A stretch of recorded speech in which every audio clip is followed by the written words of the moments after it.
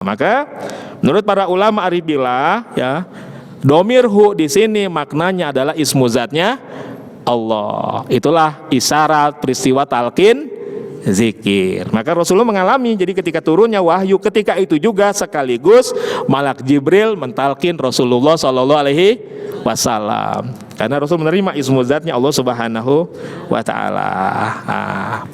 Orang minta talqin zikir nih kepada seseorang, maka segala apa yang di dalam kolbu orang yang mentalkin itu akan terlimpah ke dalam kolbunya, baik kebaikannya maupun keburukannya.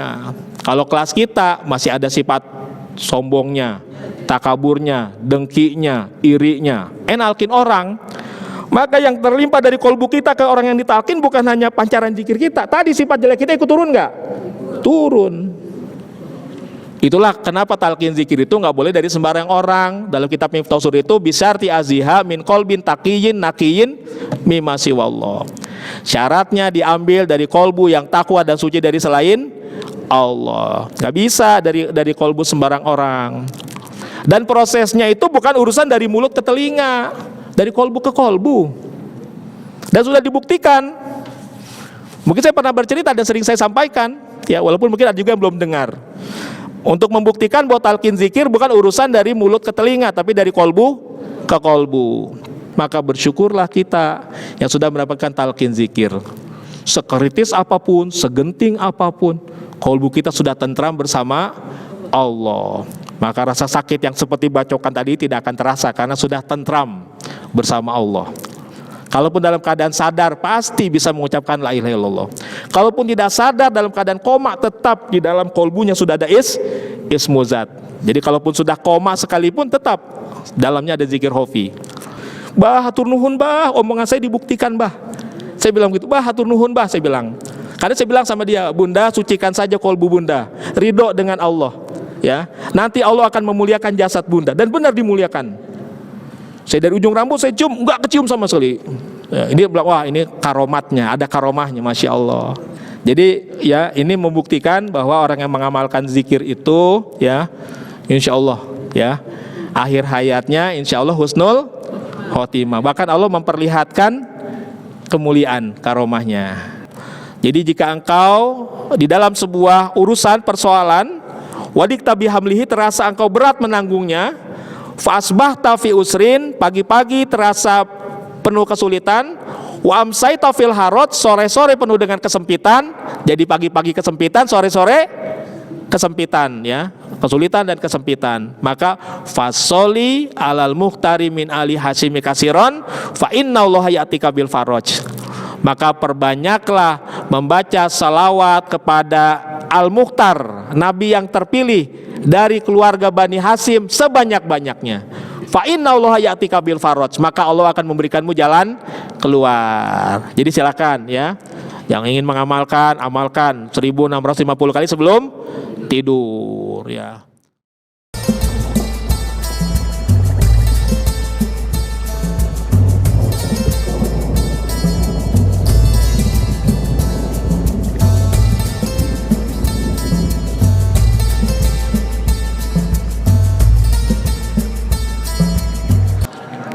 Alhamdulillahillazi hadana lihaza wa ma kunna linahtadiya laula an hadanallah.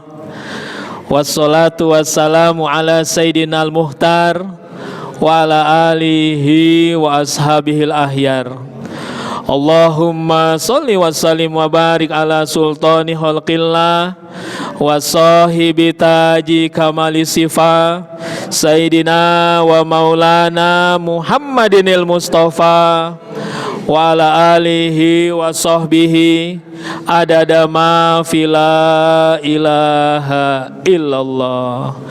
Wa ba'du fa'lamu ma'asyiral ihwan ja'alanallahu wa iyyakum minaz zakirina lahu katsira wa minal ladzina la tulhihim amwaluhum wala auladuhum an zikrillah. Allahumma aftah lana bi futuhil arifin. Allahumma aftah lana bi futuhil arifin. Allahumma aftah lana bi futuhil arifin. bi barakati wa karamati pangarsa Abah Sayyidi Ahmad sahibul wafatajul arifin qaddasallahu sirah. Al-Fatihah. Bismillahirrahmanirrahim. Alhamdulillahirabbil alamin arrahmanir rahim maliki yaumiddin. Iyyaka na'budu wa iyyaka nasta'in ihdinas siratal mustaqim. Siratal ladzina an'amta 'alaihim ghairil maghdubi 'alaihim waladdallin. Amin. Yang saya hormati, saya muliakan pengurus TKM Masjid Al-Mubarak Al-Mukarram Ustadz Abror beserta seluruh jajarannya, juga keluarga besar almarhum Bapak Haji Ahsan selaku khadim Masjid Al-Mubarak. Juga yang saya hormati, saya muliakan Al-Mukarram Ustadz Haji Abdul Latif SEMA selaku ketua LDTKN Korwil DKI Jakarta beserta seluruh jajarannya. Juga para hadirin hadirat, para asatidz, para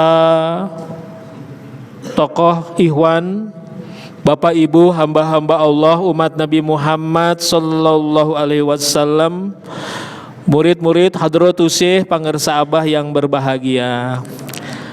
Bapak Ibu, apa kabarnya pada malam hari ini? Alhamdulillah, dahsyat, luar biasa, Allahu Akbar. Itu merupakan ekspresi syukur kita kepada Allah Subhanahu wa taala. Karena yang pertama, doa-doa kita sejak bulan Rajab kita berdoa Allahumma barik lana fi Rajab wa Sya'ban wa balikna Ramadan, dan kita benar-benar disampaikan di bulan Ramadan. Kemudian juga kita juga disampaikannya di penghujung di 10 hari terakhir bulan Ramadan, yang mana di 10 hari terakhir ini insya Allah ada kemungkinan kita bertemu berjumpa dengan malam Lailatul Qadar. Dan diawali dengan malam ini, malam ke-21, karena baginda Nabi mengatakan taharau Lailatul Qadri fil witri minal asril awahir min Ramadan. Jadi kata baginda Nabi, taharau itu carilah ya Lailatul Qadar pada malam-malam ganjil dari 10 hari terakhir di bulan Ramadan. Maka alhamdulillah malam ini kita bertepatan di tanggal 21 Ramadan versi pemerintah. Kalau versi Muhammadiyah tanggal 22. Nanti malaikatnya pusing nih. Nuzulul Qur'an apa Lailatul Qadarnya pakai versi mana nih? Ya, itulah Indonesia gitu. Bikin pusing malaikat ya, gitu. Tapi kita insya Allah, kita yakin udah yang kita kerjain aja. Kita kerjain puasanya tanggal 19, maka bagi kita ini malam ganjil, malam 21. Baik. Dan saya dikasih tema ya oleh panitia. Kemarin Ustadz Danu memberikan beberapa judul, tinggal milih, tapi sudah disediakan judul-judulnya. Dan semua judulnya saya lihat ini judul-judul berat semua, termasuk akhirnya mau gak mau saya ambil yang judulnya Lailatul Qadar dan transformasi eksistensial ketika langit menyentuh bumi. Wah, judulnya sih berat bener nih ya. Bahasanya bahasa ilmiah banget. Transformasi. Saya taunya cuma Transformer, karena saya sufi. Apa sufi? Suka film ya. Sering nonton film Transformer. Baik Bapak Ibu, bicara tentang Lailatul Qadar ya, yang dengan judul tema transformasi eksistensial ketika langit menyentuh bumi.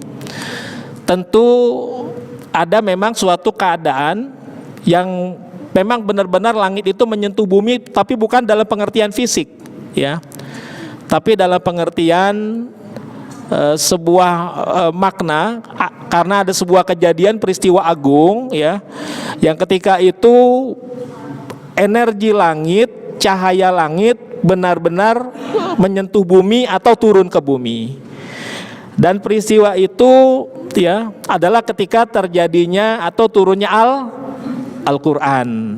Nah, maka untuk memahami bagaimana peristiwa turunnya, kita mesti paham dulu struktur langit. Bahkan tidak hanya struktur langit, kita mesti paham struktur alam.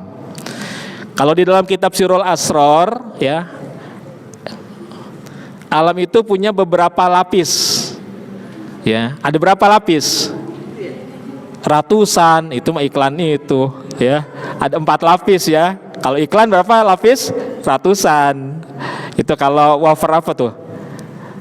Tenggo ya. Tapi kalau kita berdasarkan kitab Sirrul Asror, ada 4 lapis alam.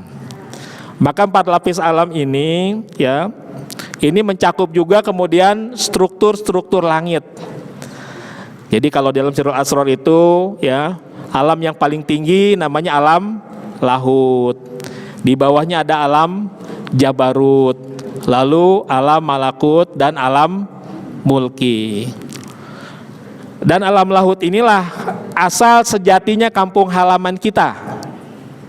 Cuma ketika itu wujud kita masih berwujud ruh. Nah, di alam lahut ini ruh kita disebut dengan nama ruh al-Qudsi. Lalu kemudian ketika diturunkan ke alam jabarut, ruh al-Qudsi dibalutlah dengan nur jabarut, maka ruh al-Qudsi punya nama baru, namanya Daruh Sultani. Jadi ruh yang sudah di alam jabarut namanya ruh sultani. Diturunkan lagi ke alam malakut, maka ruh sultani dibalutlah dengan nur malakut, maka dia menjadi namanya adalah ruh ruhani ya, atau ruh rewani. Turun lagi ke alam mulki, maka dia punya nama baru lagi, namanya ruh jismani. Maka ruh jismani inilah yang merata di sekujur jasad kita. Ruh ruhani ini yang berada di dalam kolbu. Ruh sultani ada di dalam fuad, ya, itu posisinya lebih dalam dari kolbu. Lalu ruh al-Qudsi posisinya ada di dalam sir. Nah, ini penggambaran ya, struktur-struktur alam, lalu kaitannya dengan eksistensi keberadaan diri kita. Lalu ya, kalau ingin tahu batasan-batasannya, Ajengan Jejen pernah menyatakan bahwa batasan alam mulki itu adalah bentangan langit pertama. Maka seluruh galaksi, miliaran bintang ya, itu semuanya ada di bawah bentangan langit pertama. Ini namanya wilayah alam mulki. Jadi alam mulki itu batasannya segala sesuatu di bawah bentangan langit pertama. Lalu kemudian alam malakut bentangannya dari langit pertama sampai langit ketujuh. Nah, sampai langit ketujuh adalah wilayah alam malakut. Sedangkan alam jabarut dari langit ketujuh ya sampai Sidratul Muntaha. Lalu setelah Sidratul Muntaha ya, Hajiz Bainal Haramain, arsy-nya Allah yang mustawa, itu namanya alam lahut. Nah, itu gambaran struktur langit ya, atau struktur alam yang termaktub di dalam kitab Sirrul Asror karya Sultan Aulia Syekh Abdul Qadir Al-Jilani. Ya, baik. Maka kemudian ketika peristiwa nuzulul Quran, maka Al-Quran ini sebenarnya turun 2 kali. Pertama dari mana ke mana, yang kedua dari mana ke mana. Yang pertama Al-Quran itu turun dari Lauhul Mahfuz ke Baitul Izzah. Nah, letak Lauhul Mahfuz itu adalah di alam jabarut. Ya, dia setara dengan Sidratul Muntaha. Jadi letak kolam, Lauhul Mahfuz, Sidratul Muntaha itu wilayahnya wilayah alam jabarut. Maka dia setara ya. Sidratul Muntaha, Lauhul Mahfuz dan kolam itu setara kedudukannya. Maka kemudian ya, ketika Allah menciptakan Lauhul Mahfuz, menciptakan kolam, maka karena Allah sifatnya qadim, pada saat itu juga Allah sudah meletakkan firman-Nya. Jadi Allah sudah berfirman dan firman Allah itu qadim. Sebelum terciptanya ruang dan waktu Allah sudah berfirman. Jadi firman Allah itu bukan baru, ya. Firman-Nya itu sudah terjadi sejak zaman azali. Sebelum Allah menciptakan segala sesuatu, Allah sudah memiliki firman, dan firman-Nya diletakkan di Lauhul Mahfuz. Ya. Kalau enak sih nyebutnya biasanya saya Lauhil Mahfuz. Tapi kalau kita bahasa harusnya bacanya memang Lauhul.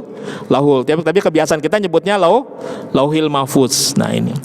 Nah, ketika Allah sudah meletakkan ya firman-Nya di Lauhul Mahfuz, maka kemudian ada saat ketika firman Allah tersebut kemudian diturunkan ya ke sebuah tempat mulia di langit pertama, namanya Baitul Izzah.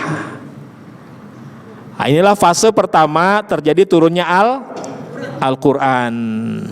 Nah, ketika ini Quran turun secara keseluruhan dari Lauhul Mahfuz lalu ke Baitul Izzah, turunnya secara keseluruhan.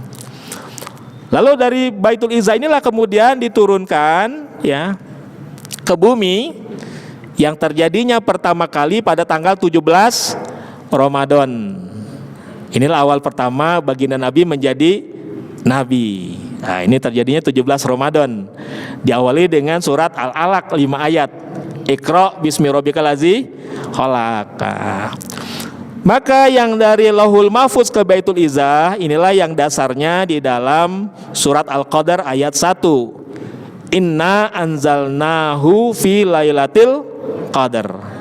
Sesungguhnya kami telah menurunkan Al-Quran pada malam Lailatul Qadar. Nah, peristiwa dari Baitul Izzah ke bumi kepada Rasulullah inilah berdasarkan banyak ayat-ayatnya ya, tapi salah satu di antaranya adalah di surat Al-Insan ayat 23 ya. Inna nahnu nazalna alaikal qur'ana tanzila. Sesungguhnya kami yang menurunkan kepadamu Al-Quran secara berangsur-angsur. Nah, jadi kalau dari Lauhul Mahfuz ke Baitul Izzah ya secara sekaligus, makanya kalimat yang digunakan adalah anzalna. Dari Baitul Izzah ke bumi berangsur-angsur, makanya kalimatnya nazalna. Itulah bedanya anzalna dengan nazalna. Jadi kalau anzalna turunnya sekaligus, kalau nazalna berangsur-angsur, bahkan selama berapa tahun? Selama 23 tahun ya. Jadi ketika Rasulullah menerima wahyu dari pertama kali surat Al-Alaq 5 ayat sampai nanti ayat yang terakhir, ini pun ayat terakhirnya juga hilafiyah. Ada yang mengatakan Al-Maidah ayat 3, ada yang menyatakan Al-Baqarah 282 yang terpanjang itu, ada yang menyatakan An-Nisa, ulama menyatakan An-Nisa 176 ya. Walaupun kita menganggap yang masyhur di kita adalah Al-Maidah ayat 3, Al-Yauma akmaltu lakum dinakum ya. Jadi pada hari ini ya kami sempurnakan agamamu. Nah, ini Al-Maidah ayat 3 ini yang masyhur. Tapi sebenarnya kalau dalam ilmu Quran ini ada beberapa hilafiyah pendapat ulama ya. Namun kemudian ya ketika Al-Quran menjadi mushaf seperti yang kita kenal sekarang, kok kenapa urutannya bukan Al-Alaq sampai ke Al-Maidah ayat 3, tapi dari Al-Fatihah sampai Anas. Kenapa demikian? Karena memang itulah yang ada di Baitul Izzah. Jadi di Baitul Izzah itu ketika turun dari Lauhul Mahfuz urutannya memang Al-Fatihah, Al-Baqarah, Ali Imran, An-Nisa dan seterusnya sampai akhirnya Al-Alaq. Nah, itulah ketika turun secara sekaligus ya dari Lauhul Mahfuz ke Baitul Izzah, susunannya seperti mushaf yang kita kenal sekarang. Makanya ketika setiap bulan Ramadan menjelang akhir hayatnya Rasulullah, maka Rasulullah kemudian setoran bacaan Al-Quran. Jadi setiap turunnya wahyu yang dihafal oleh Rasulullah tidak hanya ayatnya, tapi bahkan letaknya, ya, bahkan kemudian namanya. Ya, di ayat itu kan kalau dalam masa hidupnya Rasulullah turun itu berdasarkan peristiwa, yang peristiwanya disebut dengan asbabun nuzul.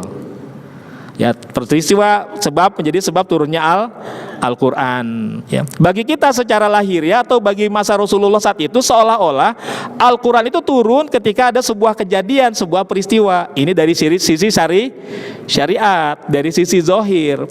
Tapi dari sisi hakikat sebenarnya Al-Qurannya memang sudah ada di Baitul Izzah. Maka peristiwa-peristiwa ini harus cocok dengan apa yang ada di Baitul Izzah, sehingga dengan kejadian tersebut menjadi turun begitu. Tapi turunannya ngacak ya, tidak sesuai dengan urutan dari Al-Fatihah sampai ke Anas begitu. Jadi turunnya itu ya sesuai dengan peristiwa-peristiwa yang terjadi. Maka segala ayat-ayat yang turun sebelum hijrah disebut dengan surat Makkiyah. Yang turun setelah hijrah disebut dengan Madaniyah. Walaupun turunnya tidak selalu di Mekah, tidak selalu di Madinah. Jadi sebut Madaniyah itu bukan berarti memang di kota Madinah. Ada kalanya ketika Rasulullah sedang keluar kota kemana ya, bahkan misalnya ketika Rasulullah masa Mekah, Rasul ke Taif kemana, ke Syam, turun wahyu, maka wahyunya turun. Jadi penyebutan Mekah dan Makkiyah dan Madaniyah itu bukan berarti hanya di kota Mekah, hanya di kota Madinah. Pokoknya perbatasannya itu adalah peristiwa hijrah gitu. Jadi wahyu yang turun sebelum hijrah disebut Makkiyah, yang turun setelah hijrah namanya Madaniyah begitu. Nah, jadi inilah gambaran rentang peristiwa ya turunnya Al-Qur'an. Nah, saat itulah ketika langit menyentuh bumi. Jadi langit menyentuh bumi itu memang ketika energi langit, cahaya langit sedang diturunkan oleh Allah Subhanahu wa taala. Nah, ini gambaran saya dalam rangka menjelaskan judul nih, karena judulnya gitu ya, ketika langit menyentuh bumi. Dan kita menjadi paham, oh ternyata memang peristiwa turunnya Al-Qur'an itu ada dua tahapan ya. Anzalna itu turun secara keseluruhan dari Lauhul Mahfuz ke Baitul Izzah. Lalu nazalna itu turunnya secara bertahap, berangsur-angsur. Nah, sekarang kita akan mengaitkan pemahaman tentang peristiwa turunnya Al-Quran yang kemudian disebut dengan Lailatul Qadar itu adalah peristiwa yang ketika dari Lauhul Mahfuz ke Baitul Izzah.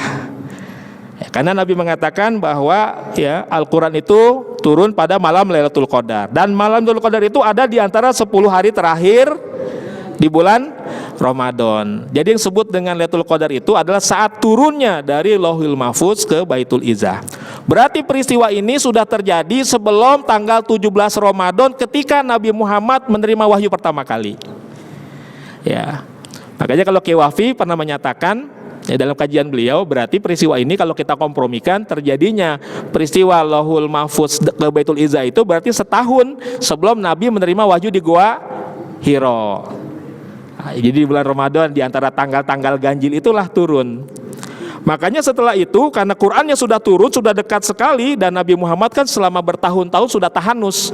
Jadi tahanusnya bukan hanya ketika turunnya wahyu.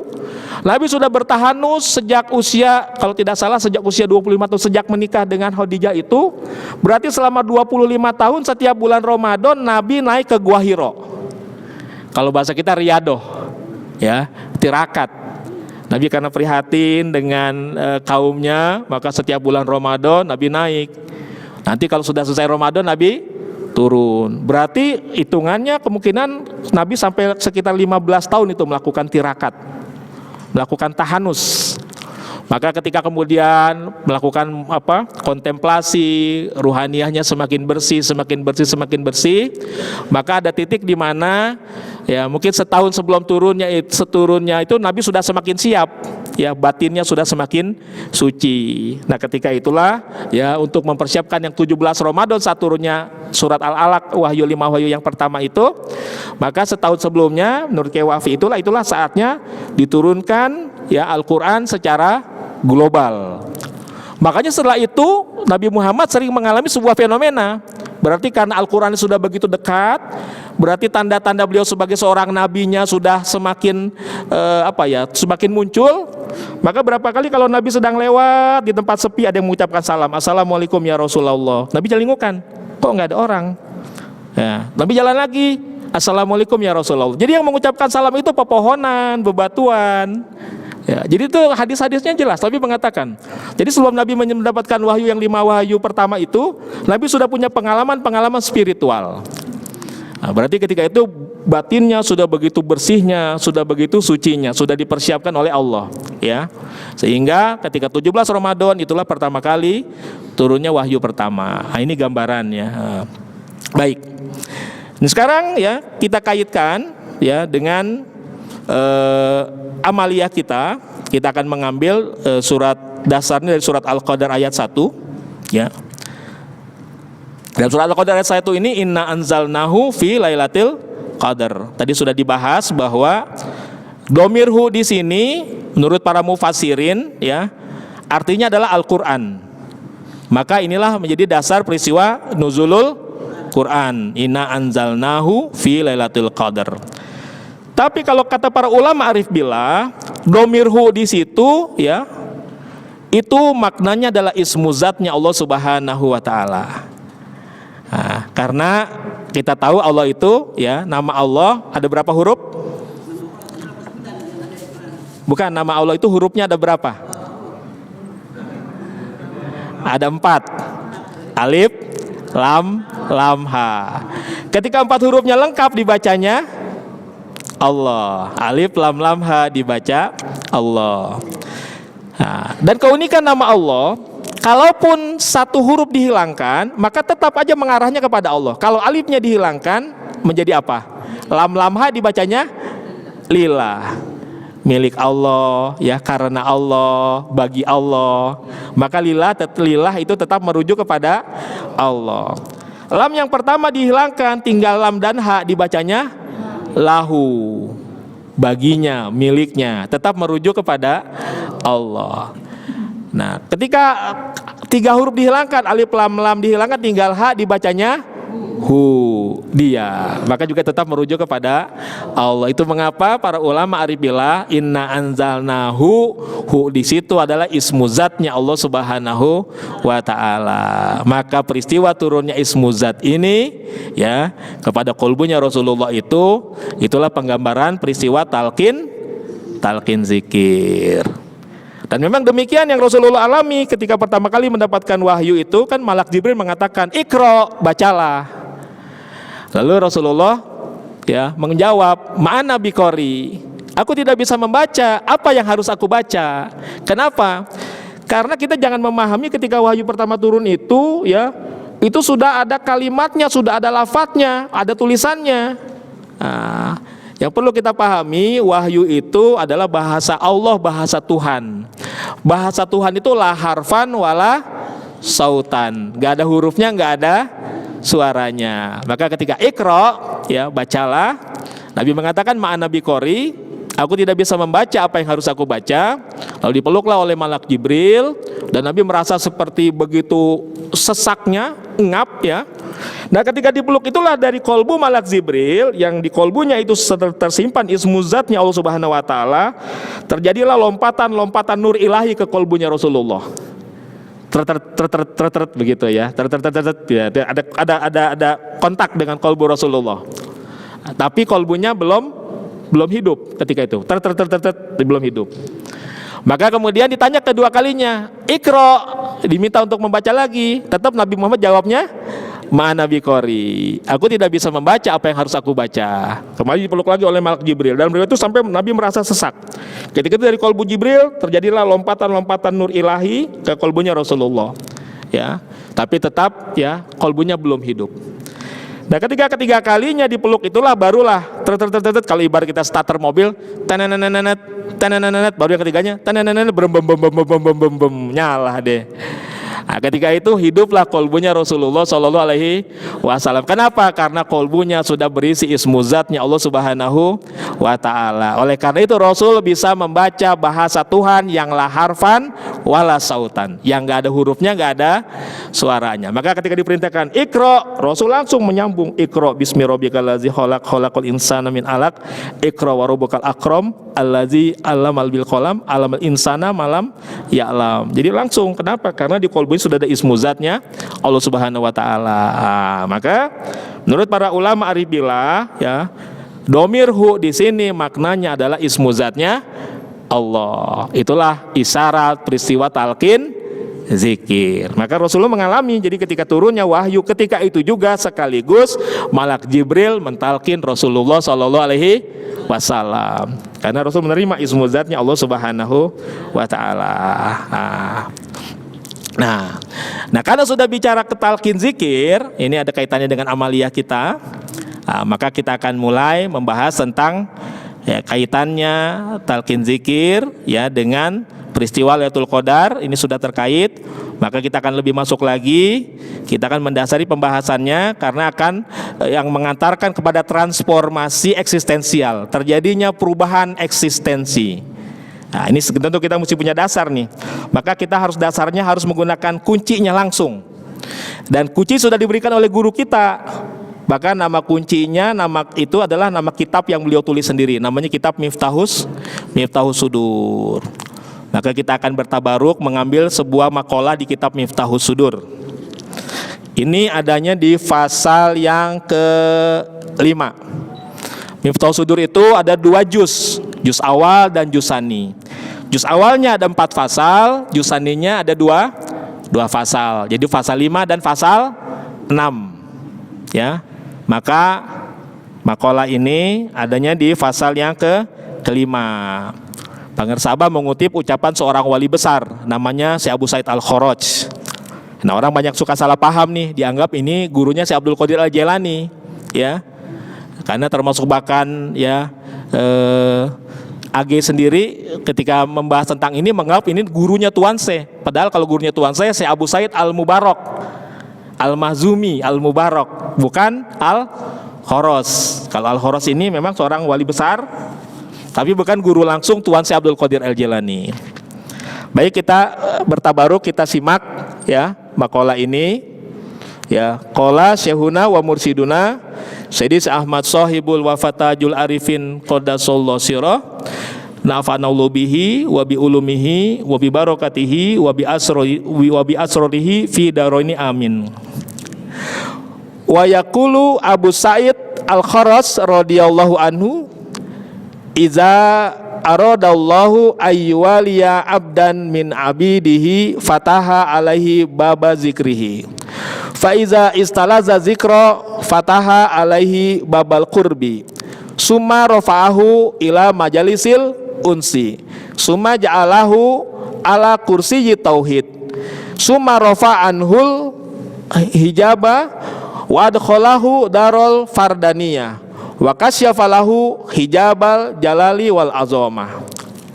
Nah, ini ya Pangersabah mengutip ucapan sufi besar Syekh Abu Said Al-Kharaj yang maknanya ya tadi sudah kita simak ya, bahwa jika Allah hendak menjadikan seorang wali di antara hamba-hambanya, maka akan dibukakan baginya pintu zikir. Jadi tahapan pertama adalah fataha alaihi baba zikrihi, dibukakan pintu zikir. Faiza istalazo zikro, dan apabila telah terasa lezatnya berzikir, maka akan dibukakan baginya pintu kurbah, pintu kedekatan. Kemudian summa rafa'ahu ila majalisil unsi, kemudian akan diangkat kepada majelis al-uns, majelis ketenangan batin. Kemudian ya summa ja'alahu ala kursiyyi tauhid, kemudian akan diletakkan, dijadikan di atas kursi tauhid. Summa rafa'anhul hijaba, kemudian akan diangkat hijab dirinya. Wadholahu darul fardaniyah, akan dimasukkan ke dalam darul fardaniyah. Kemudian wakasyafalahu hijabal jalali wal azoma, dan akan disingkapkan hijab kebesaran dan keagungan Allah Subhanahu wa taala. Nah, ini jadi proses ya transformasi menjadi wali Allah. Maka bersyukurlah Bapak Ibu ya yang sudah mendapatkan talqin zikir, karena sudah jelas ya tadi dinyatakan bahwa idza radallahu ayyuwaliya abdan min abidihi fataha alaihi baba zikrihi. Jika Allah hendak menjadikan walinya di antara hamba-hambanya, maka akan dibukakan baginya pintu zikir. Maka baba zikrihi, pintu zikir. Kalau pertanyaannya apa? Jawabannya adalah apa pintu zikir? Jawabannya talqin zikir. Tapi kalau pertanyaannya siapa pintu zikir? Jawabannya wali mursyid, begitu. Jadi baba zikri itu bisa dipahami kalau pertanyaannya apa, berarti talqin zikir. Tapi kalau pertanyaannya siapa, berarti wali mursyid. Maka bersyukurlah ya Bapak Ibu yang hadir pada malam hari ini, yang sudah bertemu dengan wali mursyid atau ya para wakil talqinnya dan mendapatkan talqin zikir. Nah, bersyukur, alhamdulillah.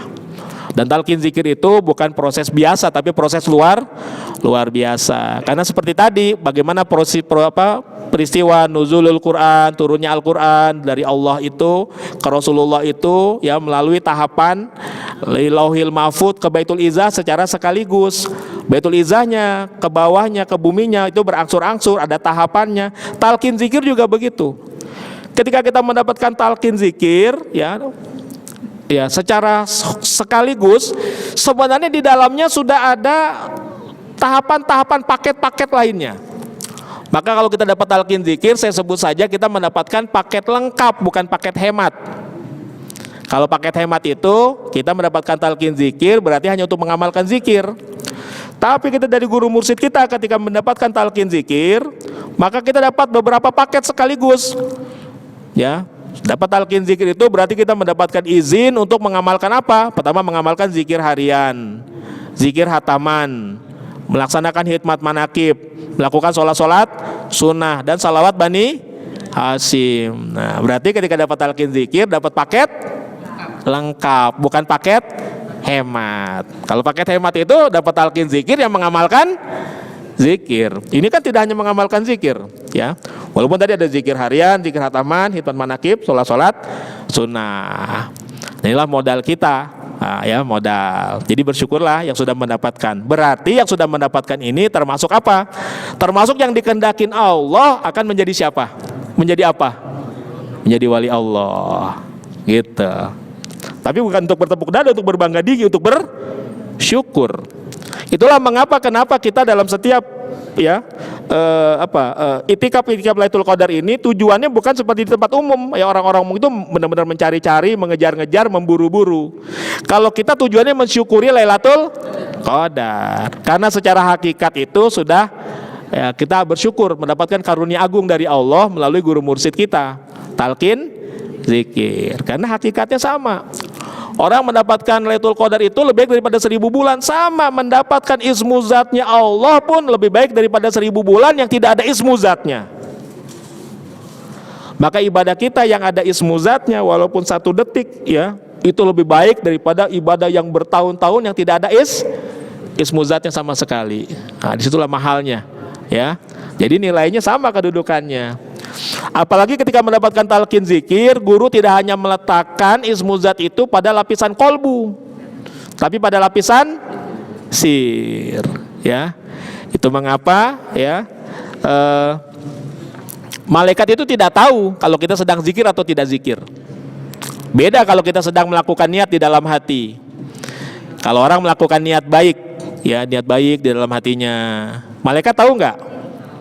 Kita niat nanti malam atau besok saya mau misalnya sedekah subuh, nggak ada yang tahu nih, pengen ngasih masukin tromol 1 juta misalnya. Itu kan hebat banget tuh ya. Sedekah subuhnya nggak tanggung-tanggung 1 juta. Itu baru dalam hati, dalam niat nih. Dicatat nggak sama malaikat? Dicatat. Itulah hebatnya malaikat sebelah kanan, gercep. Kita baru niat sudah dicatat. Nah, ketika kita benar-benar melakukan, dimasukin tuh ke tromol, nyatat lagi nggak? Nyatet. Jadi malaikat sebelah kanan nyatetnya berapa kali? 2 kali. Karena sifatnya gercep. Beda karakteristiknya sama malaikat sebelah kiri, malaikat ogah-ogahan. Iya, kalau orang nih niat ntar nih mumpung sepi nih orang pada itikaf nih, ada yang niat nih, nanti pulang mau buka toko tapi toko orang niat maling tuh, niat buka toko, mumpung orang pada itikaf kan sepi nih lingkungan nih di masjid, mau buka toko toko orang, dia niat dalam hati tuh. Malaikat sebelah kiri tahu nggak? Tahu, langsung dicatat nggak? Enggak. Padahal dia udah niat nih, mau niat jahat nih. Wah, dia niat jahat nih kata malaikat, nggak dicatat. Ketika akhirnya benar-benar dia realisasikan sama dia, diwujudkan, dia benar-benar tuh pakai bawa linggis, didongkrak itu toko, dia ngambil barangnya, malaikat langsung nyatat nggak? Nyatat nggak? Enggak juga. Malaikat sebelah kiri itu ogah-ogahan. Ya, dia kerjain juga nih. Tapi dikasih spare waktu 1 jam 2 jam. Dia berharap mudah-mudahan tobat, nggak jadi barangnya dikembalikan. Gitu. Jadi ketika akhirnya 2 jam itu ternyata tidak tobat, ya, maka dengan berat hati dia nulis juga. Itulah karakteristik malaikat sebelah kiri. Malaikatnya ogah-ogahan. Kalau malaikat sebelah kanan, malaikatnya gercep, baru niat dicatat, ya, melakukan lagi dicatat. Tapi kalau kita sedang zikir hofi, yang kanan maupun yang kiri nggak nyatet. Ketika lagi zikir yang kanan nggak nyatet, ketika goflah yang kiri nggak nyatet. Kan kanan kebaikan nih, wah lagi zikir nih, catet kebaikan nih. Kan goflah keburukan nih, Yang kiri juga nggak nyatet. Kenapa kanan dan kiri nggak nyatet? Karena nggak tahu. Jadi kalau sedang zikir hofi nggak dicatat, rugi nggak? Wah, nggak dicatat nih, rugi dong. Rugi nggak? Enggak, karena yang menatap hanya Allah dan Allah senang. Allah menatap dengan senang. Hambaku sedang berzikir kepadaku di saat tidak satu pun makhluk yang tahu. Jangankan orang sebelah kita, malaikat aja enggak. Dan Allah senang. Itulah kalau keluar biasanya zikir khafi. Kenapa malaikat nggak tahu? Karena diletakkannya di wilayah sir. Sedangkan sir ini wilayahnya wilayah alam lahut, ya. Fuad itu wilayahnya alam jabarut. Kolbu itu wilayahnya alamul mulki. Maka ketika talqin zikir itulah bedanya, ya, orang yang ditalqin zikir dengan yang tidak. Guru sudah meletakkan ismu zatnya, kalimat la ilaha illallah di dalam sir. Dan talqin zikir bukan hanya tata cara, bukan hanya cara mengajarkan, oh proses tata cara. Kalau tata cara saya juga bisa. Saya sering lihat kayak Wafi nalkin, oh cara nalkin tuh begitu. Ayo silakan yang mau nalkin, saya bisa kalau mau nalkin. Tapi yang ditalkin mungkin jadi gagah bener. Ketika kita mentalkin, ya, ketika orang itu mentalkin zikir, maka orang minta talkin zikir nih kepada seseorang. Maka segala apa yang di dalam kolbu orang yang mentalkin itu akan terlimpah ke dalam kolbunya, baik kebaikannya maupun keburukannya. Kalau kelas kita masih ada sifat sombongnya, takaburnya, dengkinya, irinya, enalkin orang, maka yang terlimpah dari kolbu kita ke orang yang ditalkin bukan hanya pancaran zikir kita. Tadi sifat jelek kita ikut turun nggak? Turun. Itulah kenapa talqin zikir itu nggak boleh dari sembarang orang. Dalam kitab Miftahus Sur itu bisyarti aziha min kolbin taqiyin naqiyin mimma siwallah. Syaratnya diambil dari kolbu yang takwa dan suci dari selain Allah. Nggak bisa dari kolbu sembarang orang. Dan prosesnya itu bukan urusan dari mulut ke telinga, dari kolbu ke kolbu. Dan sudah dibuktikan. Mungkin saya pernah bercerita dan sering saya sampaikan, ya, walaupun mungkin ada juga yang belum dengar. Untuk membuktikan bahwa talqin zikir bukan urusan dari mulut ke telinga, tapi dari kolbu ke kolbu. Ya, di antara wakil talqin Pangersa Abah Anom ada namanya Ki Haji Abdul Salam Nasution. Ini wakil talqin yang asli orang Batak tapi tinggalnya di Bandung. Jadi orang Batak tapi fasih ngomong Sundanya, jago ngomong Sunda, ya. Nah, ketika beliau menjadi wakil talqin diangkat tahun 2004, itu termasuk angkatan wakil talqin yang 2094, mohon maaf, 94. Itu termasuk wakil talqin yang angkatan paling banyak selain yang 2005. Termasuk 94 itu ya Ajengan Jejen, Kiai Haji Abdul Rosid Effendi, ya, Kiai Golib Siregar, ya. Termasuk Kiai Arif Ihwani. Pokoknya saya lihat di daftar itu angkatan wakil talqin itu yang banyak angkatan 94 sama 2005 itu banyak, ya, yang jadi angkatnya. Nah, Kiai Golib itu menjadi wakil talqin tahun 94. Maka ketika beliau jadi wakil talqin, ya, ingin juga mengajak atau mentalqin agar ibunya mengamalkan zikir. Tapi yang namanya anak kan sungkan. Masa anak ngajarin ibu, ngajarin orang tua. Akhirnya beliau pikir, ya udah, mendingan diajak aja ibunya dari Medan, dijemput. Di Medan diajak ke Tasikmalaya, ke Suryalaya. Nah, ibunya ini kan orang Batak asli, di Medan sehari-harinya ngomong Batak, ya, maka bahasa Indonesianya terbata-bata, nggak lancar. Maka ketika sudah diajak dibawa ke Suryalaya, ya, maka ketika itu mendapatkan talqin zikir dari Pangersa Abah. Hanya saja ketika itu yang hadir itu banyak orang-orang dari Jawa Barat, ya, dari Tasik sendiri, dari Bandung, dari Cianjur, dari Sukabumi, ya, banyak orang-orang Jawa Barat. Maka Abah talqinnya pakai bahasa Sunda. Tinggal Pak Nasution ini uring-uringan, aduh, Abah talqin pakai bahasa Sunda. Ibu saya orang Batak asli, sehari-harinya ngomong Batak, bahasa Indonesia aja nggak lancar, apalagi bahasa Sunda, nggak paham sama sekali. Maka selesai talqin zikir, Pak Nasution, ya, Pak Kiai Haji Abdul Salam Nasution nyamperin ke ibunya, ingin konfirmasi, dia tanya, ya, kira-kira dia nanya pakai bahasa Batak, tapi kira-kira begini, Mak, gimana Mak? Mak paham tidak tadi Mak? Gitu. Kira-kira pakai bahasa Batak, ya. Tapi kita gayanya aja Batak gitu, ya. Gimana Mak? Paham tidak Mak tadi Mak? Ya, dan ibunya jawab pakai bahasa Batak juga, ya. Lam, guru kau hebat kali bahasa Bataknya, fasih kali. Padahal abah talkinnya pakai bahasa Sunda, ibunya nangkapnya pakai bahasa Batak, menunjukkan talkin zikir bukan urusan dari mulut ke telinga, tapi dari kolbu ke kolbu. Dari kolbunya pengersa abah disampaikan ke kolbu siapapun yang meminta, termasuk ketika itu yang meminta ibunya Pak Nasution. Masya Allah, itulah dari kolbu pengersa abah disampaikan ke kolbunya ibunya Pak Nasution. Karena dari kolbu ke kolbu, ya, bahkan tidak hanya lapisan kolbu, tadi abah meletakkannya pada lapisan sir, maka siapapun yang mendapatkan talqin zikir kalimat la ilaha illallah ismuzat, maka detik itu juga kalimat ismuzat dan kalimat la ilaha illallah akan menyatu dengan kolbu yang ditalqin. Bukan hanya menempel. Kalau menempel masih bisa pisah nggak? Bisa. Kalau ini tidak bisa pisah lagi, ya. Orang yang sudah dapat talqin zikir, maka di kolbu kita menyatu la ilaha illallah, menyatu ismuzat, ya.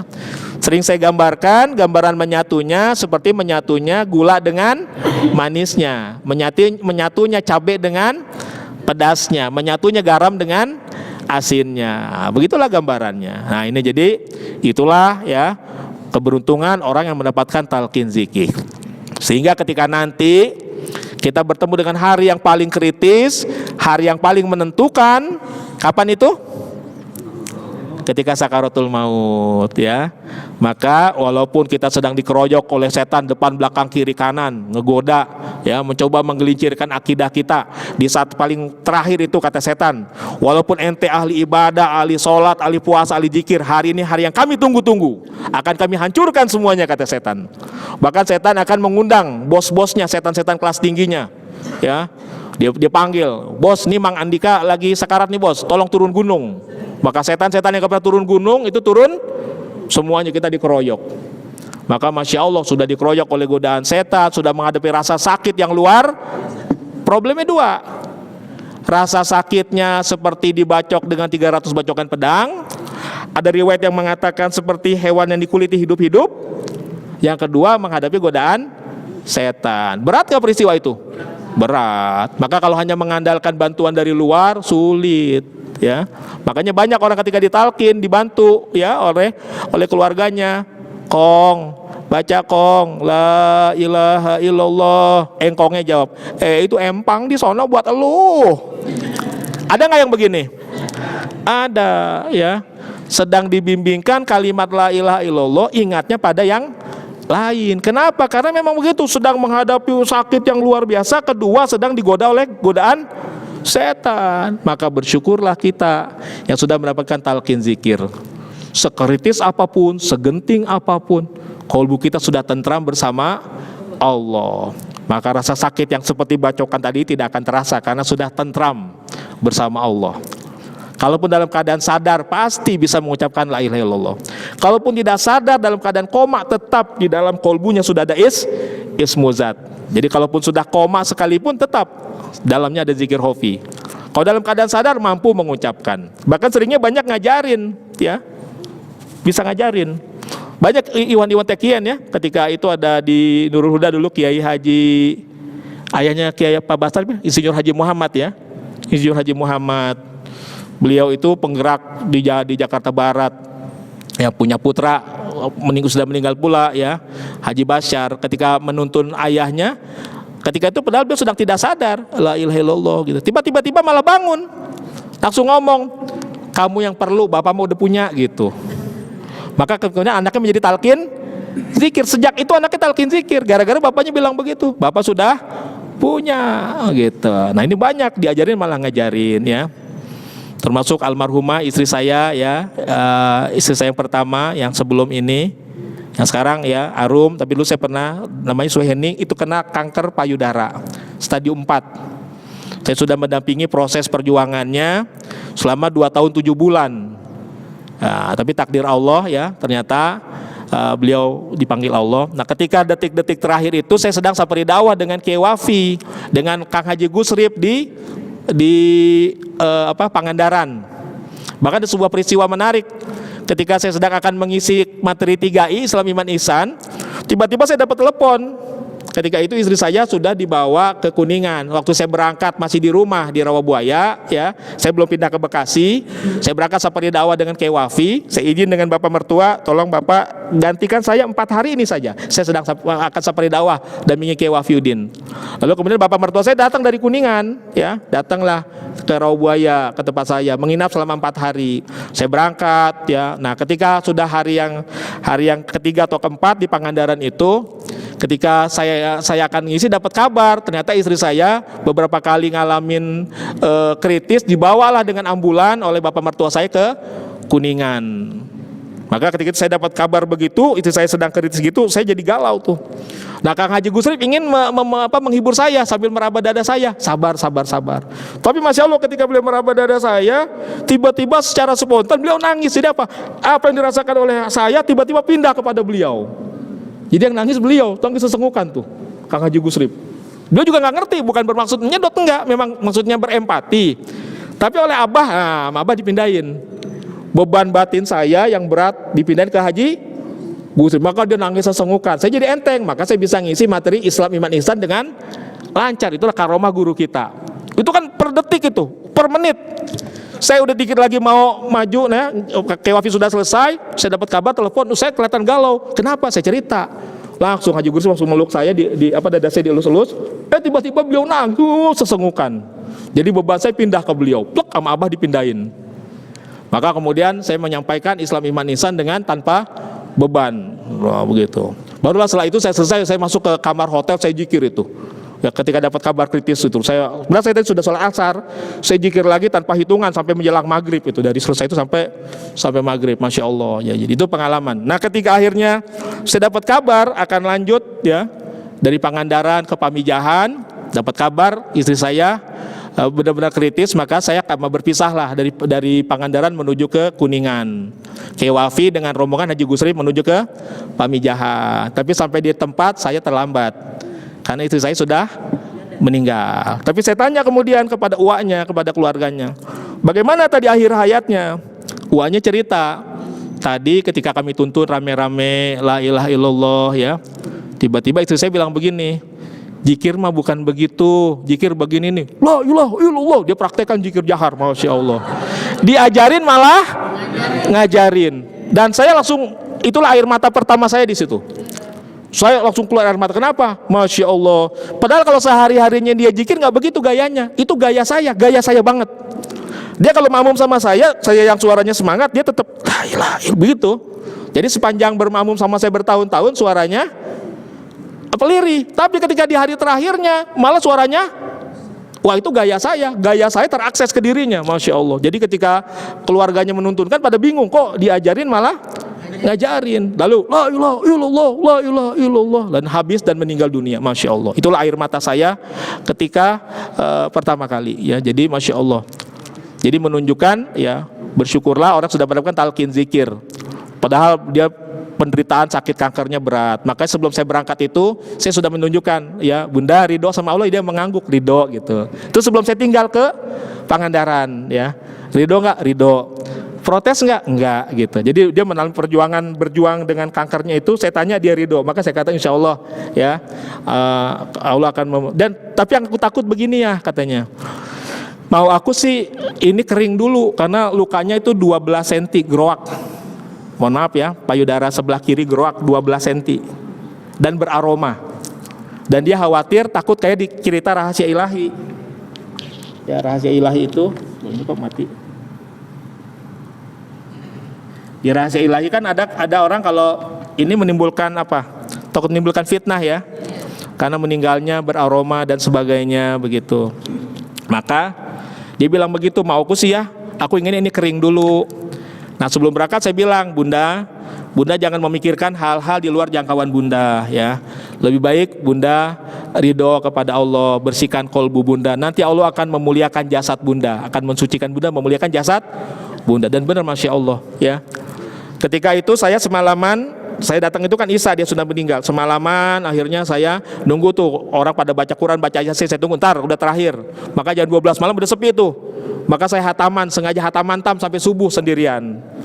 Maka ketika saya hatam-hatam itu depan jenazah, sambil saya ngendus-ngendus dari ujung rambut sampai ujung kaki, pada masa hidupnya ini beraroma, kecium. Harusnya kalau sudah meninggal lebih kecium nggak harusnya? Kecium. Jenazah aja nggak ada luka aja, ada kadang kecium aroma, bener nggak? Ada jenazah nggak ada lukanya saja, terkadang ada aromanya, ya ada baunya. Ini ketika hidupnya luka ini ada aromanya. Tapi ketika meninggal itu saya dari ujung rambut sampai ujung kaki saya cium, enggak ada aroma, dan itu air mata saya kedua, saya nangis. Sambil saya hatam saya nangis di situ. Bah, hatur nuhun bah, omongan saya dibuktikan bah. Saya bilang gitu, bah hatur nuhun bah, saya bilang. Karena saya bilang sama dia, Bunda sucikan saja kolbu Bunda, ridho dengan Allah, ya. Nanti Allah akan memuliakan jasad Bunda, dan benar dimuliakan. Saya dari ujung rambut saya cium, enggak kecium sama sekali. Ya, ini bilang, wah ini karomatnya, ada karomahnya, masya Allah, ya. Lalu ketika kemudian dimandikan, besoknya saya tanya ketika dimandikan itu, ya, padahal kalau luka ini perban dibuka saja itu keluar darah, ya. Dan ketika dimandikan, saya khawatir gini, ketika air itu kan biasa ditutup dengan gorden ya. Nah, tapi kan bisa saja pas keluar airnya berwarna merah. Nah, ini bisa timbul fitnah nih, kok airnya berwarna, tapi sama sekali airnya bening. Itu yang kedua, saya bilang ini karomat yang keduanya. Yang ketiga, ketika diangkat ya jenazah itu, kalau di sana tradisinya jenazah itu ketika di atas keranda itu dengan kasur. Saya udah menolak, jangan, kasihan nanti yang gendongnya berat, yang manggulnya berat. Jadi yang dipandu oleh pemandu itu bukan hanya keranda, ada kasurnya juga. Kalau di sana tradisi di Kuningan itu ketika orang membawa keranda, yang dibawa bukan hanya jenazah, tapi ada kasur. Bayangkan kasur jenazah, jadi berat gak yang manggul? Berat ya. Tapi masya Allah ketika jenazah dibawa dari rumah, saya sambil menggendong anak saya kan di belakang jenazah tuh, saya bawa gendong. Sedangkan jarak dari rumah ke makam itu adalah 800 meter, ya jalan kan. Saya menggendong anak saya tuh yang masih umur 4 tahun ketika itu, ya Neng Lovely saya gendong gitu. Lalu ketika sambil jalan itu, jarak saya dengan jenazah makin jauh. Kenapa? Karena saya agak capek juga kan, 800 meter ngegendong anak, makin ketinggalan. Tapi saya lihat yang di belakang saya nggak ada yang ngelewatin. Kan kalau saya ngelewatin harusnya saya dilewati sama orang kan. Berarti ini ngacir nggak dia? Ngacir, bayangkan. Saya bilang ini masya Allah, ini apa orang malah dibawa sama yang itu kan menunjukkan ringan sekali. Padahal harusnya berat nggak? Berat. Ada kasurnya, ada orangnya. Ini karomat yang ketiga. Jadi masya Allah. Jadi ya ini membuktikan bahwa orang yang mengamalkan zikir itu ya insya Allah ya akhir hayatnya insya Allah husnul khotimah. Bahkan Allah memperlihatkan kemuliaan karomahnya. Nah, itu yang sifatnya beliau masih sadar, maka ketika diajarin beliau bisa bereaksi. Nah, sedangkan ayah saya, kalau tadi istri saya meninggalnya tahun 2013, ayah saya meninggal tahun 2000. Tapi kalau ayah saya itu posisinya sudah tidak sadar ya. Jadi ketika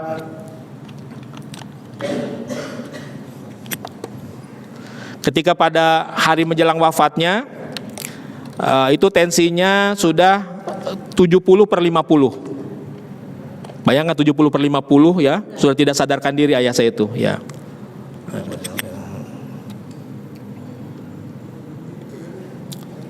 Baru nyala.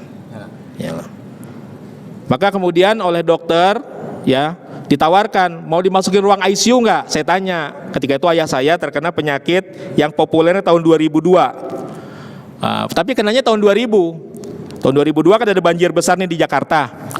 Maka terkenalah ada penyakit leptospirosis. Orang bakteri tikus, kencing tikus itu. Kan habis banjir besar kan?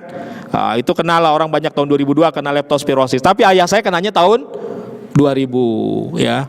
Maka ketika itu inkubasinya hanya 8 hari. Dari hari ke-8 sudah benar-benar ngedrop.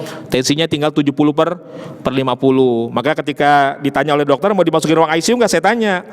Kalau dimasukin ruang ICU bisa nggak menahan pergerakan virusnya? Tapi kata dokter nggak bisa, hanya untuk monitoring saja. Wah kalau gitu nggak usah, saya bilang. Akhirnya sama dokter dikasih pilihan dimasukkan ke ruang isolasi. Maka kami sekeluarga langsung ya, ada yang baca Quran ya, adik saya ada yang mijitin kaki baca salawat Bani Hasim. Maka saya langsung di telinga beliau, saya ya menuntunkan la ilaha illallah. Karena Nabi perintahkan lakinu mautakum la ilaha illallah. Ajarkanlah orang yang akan mati dengan kalimat la ilaha illallah. Tapi ketika itu saya dalam kesadaran, bahwa ayah saya ini sedang koma. Orang koma itu kesadaran hidupnya hanya tinggal 13%. Sedangkan orang pingsan yang kesadaran hidupnya masih 50%, kalau kita teriak-teriak dia dengar nggak? Dengar nggak? Enggak, kalau dengar dia bangun. Ya, orang kita mau teriak-teriak orang pingsan dia nggak dengar. Padahal kesadaran hidupnya masih 50%. Jadi kalau orang pingsan itu 50%. Tapi orang yang sudah koma tinggal 13%. Maka sudah tidak ada kontak dengan dunia luar. Ya, maka ketika akan menuntunkan kalimat la ilaha illallah, saya Robito ke Pangersa Abah, saya berkata begini, Bah, ya, saya tahu, saya yakin, Bah, saya nggak bisa menembus ruang terdalam, ya, kesadaran terdalamnya ayah saya, ya, tapi saya melaksanakan perintah Rasul, tuntunkan, ajarkan orang yang akan mati dengan la ilaha illallah. Nabi yang perintahkan, maka saya laksanakan perintah Nabi. Abah tolong bantu Abah yang menembuskan ke dalam. Gitu. Maka saya pelan-pelan mengucapkan la ilaha illallah, dan harus pelan-pelan, ya. Dan kalau misalnya orang masih dalam keadaan sadar, dia sudah bisa mengucapkan, mengikuti la ilaha illallah, jangan diulang-ulang. Karena itu sudah menjadi akhir ucapannya, akhir kalamnya. Kan hadis nabinya, ya, mangkana akhiru kalamihi la ilaha illallah daholal jannah. Siapa yang akhir kalamnya mengucapkan la ilaha illallah, niscaya masuk surga. Itu kan hadis nabinya. Maka kalau sudah mengucapkan la ilaha illallah, ya, jangan diulang-ulang. Orang sedang ngap-ngapan, ya, sedang ngos-ngosan, terengah-engah, ya. Karena kan biasanya begitu. Kalaupun kita tuntunkan, dia akan mengucapkannya sambil la ilaha illallah, susah payah. Kalau dia sudah mengucapkan, sudah kita stop. Jangan diulang, ya, kita stop. Lain cerita kalau nanti misalnya dia berkata hal yang lain, misalnya dia minta minum, aus, minum. Nah, lalu kita ambilkan air. Berarti kalimatnya sudah berubah nggak? Berubah. Kalimat terakhirnya aus, minum, dia minta minum. Maka kita talkinkan lagi la ilaha illallah, dan jangan diganti kalimat lain. Jangan bermain logika. Banyak orang bermain logika begini, tapi nanti kalau misalnya kita tuntunkan la ilaha illallah, lalu la ilaha dia meninggal, ateis dong. Kan la ilaha tidak Tuhan kan? Maka banyak orang di situ ketika itu mentalkinkan dengan kalimat yang lain. Ya Allah, misalnya Allahu Akbar, ya. Menggunakan kalimat yang lain, ya. Berarti bermain logika. Padahal yang Nabi perintahkan lakinu mautakum la ilaha illallah, talkinkan orang yang akan mati la ilaha illallah. Lalu bagaimana kalau misalnya benar-benar ketika dia la ilaha nafasnya habis? Maka kata para ulama, itikotnya sudah sampai. Dia bermaksud mengucapkan la ilaha illallah, tapi kita kewajiban kita yang hidup menyambungkan, melanjutkan illallah. Jadi kalau kita lagi nuntunkan nih la ilaha, dia ngikutin sambil susah payah la ilaha, habis nafasnya. Maka kewajiban yang hidup melanjutkan illallah. Tapi itikotnya dia sudah sampai, nggak jadi ateis, enggak. Itu kata para ulama begitu, ya. Jadi bukan berarti la ilaha tiada Tuhan, enggak. Itikot dia ketika itu hatinya mengucapkan la ilaha, tapi napasnya tidak sampai. Kewajiban yang hidup melanjutkan dengan illallah, ya. Maka tadi, ya, akhirnya saya talkinkan ayah saya dengan la ilaha illallah. Baru 2 kali putaran saya mengucapkan itu, tiba-tiba masya Allah, dari matanya yang sebelah kanan keluar air mata. Berarti tembus gak ke dalam? Tembus, ya. Tapi yang menembuskan bukan saya, karena tadi saya Robito, Bah, saya bagian lahiriahnya, Abah yang bagian batinnya menembuskan ke dalam. Saya Robito, saya nggak akan mampu, Bah, gitu. Maka tetap saya laksanakan karena perintah Nabi, ya. Tapi saya Robito, pelan-pelan saya tuntunkan la ilaha. Baru 2 putaran saya mengucapkan, keluar air mata. Sampai sini, tiba-tiba saya lihat dadanya berdetak 2 kali, kan napasnya satu-satu, tek, tek. Tapi ketika tek, tek, berhenti, tidak ada yang kedua kalinya. Saya paham nih, wah habis nih. Tapi untuk memastikan, saya bilang ke adik saya, Man, ya, adik saya namanya Ruli Budiman, saya manggil Man, panggil dokter. Maka adik saya yang tadinya memijiti kaki dengan salawat Bani Hasim langsung lari dia keluar, manggil dokter. Lalu dokter datang, sama dokter diperiksa sambil matanya dibuka pakai senter, dan kata dokter sudah habis, Pak, kata dokter, ya. Dan ketika itu, ya, dengan spontan Saya langsung mengusap wajah ayah saya, dan ucapan pertama saya justru hamdalah. Kalau orang dengar sangkain dia ini bocah malah bapaknya meninggal girang, dia ngarepin warisan kali gitu. Padahal saya hakul yakin ayah saya husnul khotimah. Maka sambil mengusap wajahnya saya mengucapkan begini dalam, alhamdulillah, baru innalillahi wa inna ilaihi raji'un. Jadi ucapan pertama saya bukan lillahi tapi hamdalah. Kenapa? Saya bukan cuma yakin tapi hakul yakin. Karena tadi keluar air mata. Nah ini gambaran. Jadi untuk yang masalah tidak punya kesadaran, sudah ada zikir hofinya, yang dalam keadaan sadar istri saya diajarin malah ngajarin. Jadi saya dapat kisah ini bukan dari katanya, orang terdekat saya. Yang satu ayah, yang satu istri, masya Allah. Ya, jadi saya berbagi agar yakin, ya, bersyukurlah. Jadi ini bersyukur. Ya sekarang saya percepat saja. Jadi kita mendapatkan paket ini, paket lengkap, ya. Maka tugas kita amalkan ini dengan sungguh-sungguh. Ya apa yang diamalkan ada 5 hal ini. Zikir harian, zikir hataman, manakib, sholat sunnah, juga salawat Bani Hasyim. Nah terkait dengan salawat Bani Hasyim, ya banyak pertanyaan terkait dengan ada video yang beredar ketika Abah ziarah ke Jawa Timur. Kiai Haji Zainal Abidin Anwar menyatakan bahwa ijazahnya dari Syekhuna Holil Bangkalan dibacanya adalah tasliman, bukan taslima. Maka bagaimana penerapannya? Maka kalau kita sedang menyenandungkan, ya kita melakukan seperti kalau menutup manakib, tetap dibacanya taslima karena mat iwat, ya. Karena tasliman tidak boleh dipanjangkan. Kalau dipanjangkan malah salah. Tasliman salah, ya. Tasliman gitu. Tapi kalau sedang diwiridkan, kita akan baca nih, ingin mewiridkan Bani Hasyim. Karena Pak Sabah pernah memberikan ijazah baik kepada Kiai Haji Arif Iwani, Kiai Haji Atusuddin Mubarak, ya, untuk membaca salawat Bani Hasyim sebelum tidur 1650 kali. Jadi mengamalkan sebelum tidur itu 1650 kali. Dan Abah mengeluarkan hujahnya, ya, mengucapkan sebuah dalil kepada beliau berdua, wa in kunta fi amrin wadikta bihamlihi fa asbahta fi usrin wa amsaita fil haraj fasholli alal muhtari min ali hasyimi kasiron fa innallaha ya'tika bil faraj, ya. Jadi jika engkau di dalam sebuah urusan persoalan wadikta bihamlihi, terasa engkau berat menanggungnya, fasbahta fi usrin, pagi-pagi terasa penuh kesulitan, wa amsaita fil haraj, sore-sore penuh dengan kesempitan. Jadi pagi-pagi kesempitan, sore-sore kesempitan, ya, kesulitan dan kesempitan. Maka fasoli alal muhtari min ali hasyimi kasiron fa innallaha ya'tika bil faraj. Maka perbanyaklah membaca salawat kepada Al-Mukhtar, Nabi yang terpilih dari keluarga Bani Hasyim sebanyak-banyaknya. Fa innallaha ya'tika bil faraj, maka Allah akan memberikanmu jalan keluar. Jadi silakan, ya, yang ingin mengamalkan, amalkan 1650 kali sebelum tidur, ya. Maka dengan sebab mengamalkan ini, ajangan Atus menjadi berangkat haji, ya, tanpa biaya, ada yang ngebayarin. Karena memang awalnya beliau minta kepada Abah begini, Bah, mau berangkat haji, Bah, tapi nggak punya ongkosnya, Bah. Abah langsung baca makalah ini, ya, yang tadi saya ucapkan, ya. Amalkan, kata Abah, 1650 kali sebelum tidur. Abah membaca wa in kunta fi amrin sampai selesai tadi. Sampai di rumah ajangan Atus sangkain suruh membaca kalimat tadi. Maka yang dibaca itu wa in kunta fi amrin itu 1650 kali. Maka kata beliau sampai jam 2:30 malam nggak kelar. Wah, Abah ngerjain nih. Sampai jam 2:30 malam nggak selesai, kata beliau begitu. Itu kalimat beliau sendiri mengatakan merasa Abah ngerjain nih. Tapi ketika akhirnya beliau datang lagi ke Suralaya, bertanyalah kepada putra Abah, almarhum Pak Haji Baban, ya.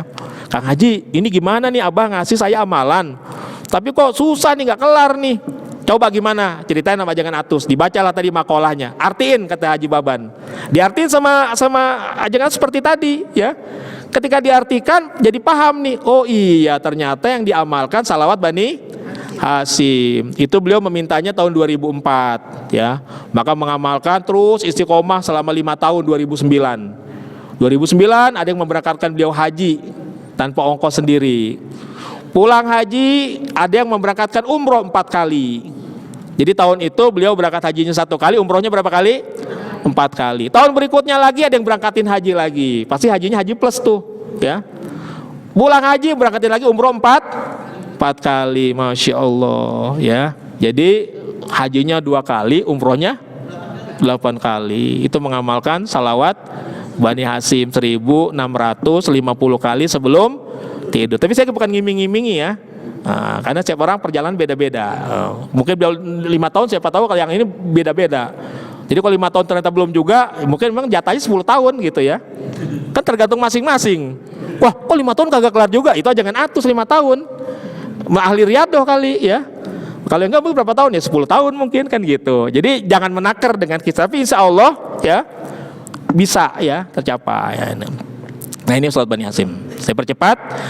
Ya, faizas talaza zikro fataha alaihi babal kurbi. Maka ya jika sudah terasa lezat zikir, tadi amalan zikir itu 5 paket, yang paket lengkap diamalkan dengan sungguh-sungguh ya, ikhlas istiqomah, maka mulai terasa lezat berzikir.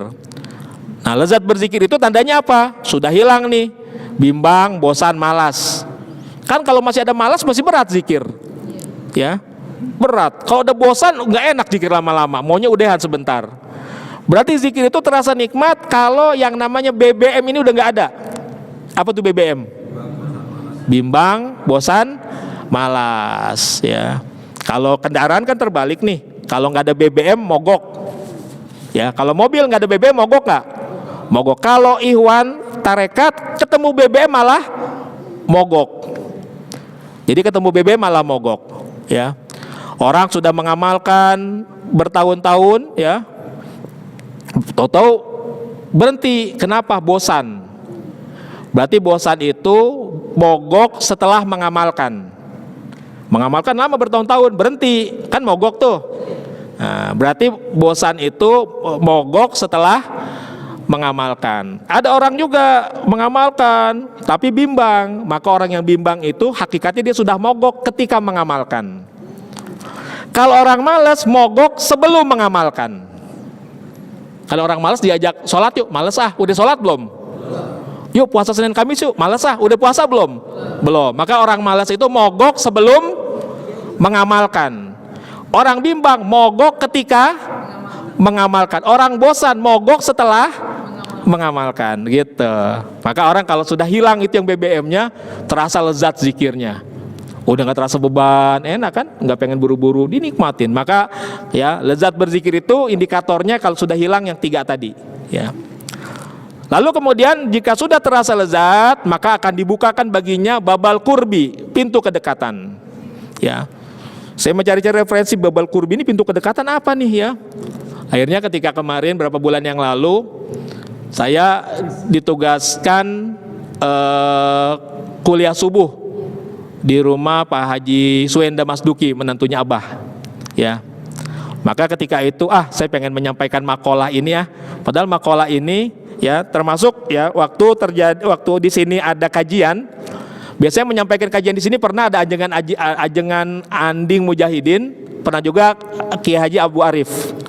Tapi ketika makalah ini di-skip oleh Kiai Abu Arif. Dibilang baca doang, dibaca. Waktu itu kan Kang Odi moderatornya, saya ingat tuh.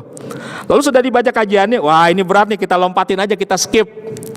Jadi beliau nggak mau bahas nih, karena memang tadi ini merupakan perjalanan roadmap menjadi waliullah. Ya, maka ketika itu beliau di-skip. Ajengan Anding juga pernah, ini di-skip oleh beliau. Ya, maka ketika saya beberapa bulan yang lalu di rumah Haji Wenda, saya bilang ini sebenarnya ingin saya sampaikan berat, tapi mumpung di sini agar apa?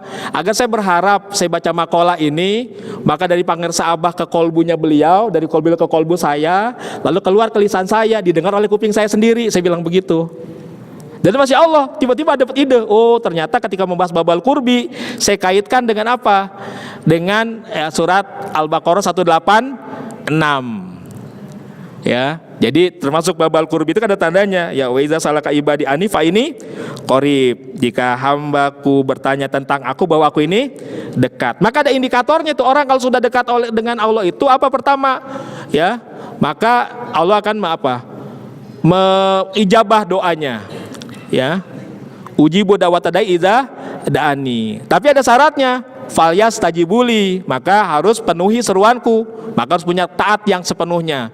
Juga wal yu'minu bi, maka beriman yang sebenar-benarnya.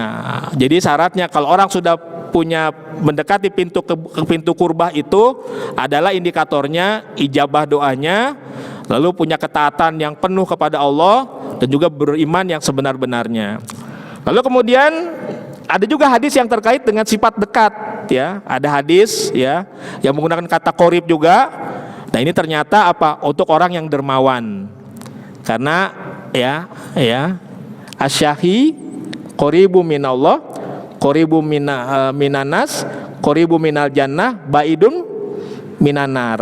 Nah, jadi itu orang yang dermawan itu, orang murah hati itu dekat dengan Allah, dekat dengan manusia, dekat dengan surga, jauh dari neraka. Sebaliknya orang pelit itu, ya, jauh dari Allah, jauh dari manusia, jauh dari surga, dekat dengan neraka. Jadi kalau al-bakhil kebalikannya. Maka ini indikatornya nih.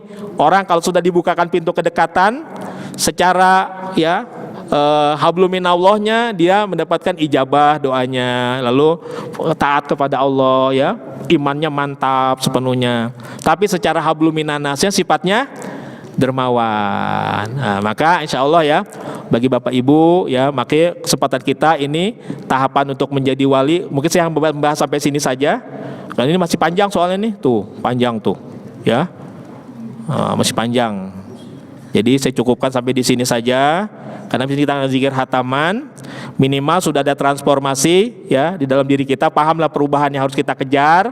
Sudah ada modalnya, tadi modalnya ada zikir harian, hataman, manakib, sholat sunnah, dan salawat Bani Hashim. Ya, lalu kita berusaha berzikir dengan sungguh-sungguh. Target kita merasakan lezatnya zikir, berarti jangan sampai di dalam diri kita ada sifat bimbang, bosan, dan malas. Ya, kita hilangkan nih. Kemudian juga, ya, kita berharap meraih pintu kedekatan dengan apa? Ya, kita taatnya dulu nih, taat yang penuh, iman yang benar, baru insya Allah akan ijabah doa. Itulah indikator orang yang sudah punya pintu kedekatan dengan Allah. Ya, saya pikir ini saja nih, sudah jam 1 lewat, ya. Ya, intinya mudah-mudahan ada manfaatnya, ya. Terima kasih atas segala perhatiannya. Mohon maaf atas segala kekurangannya.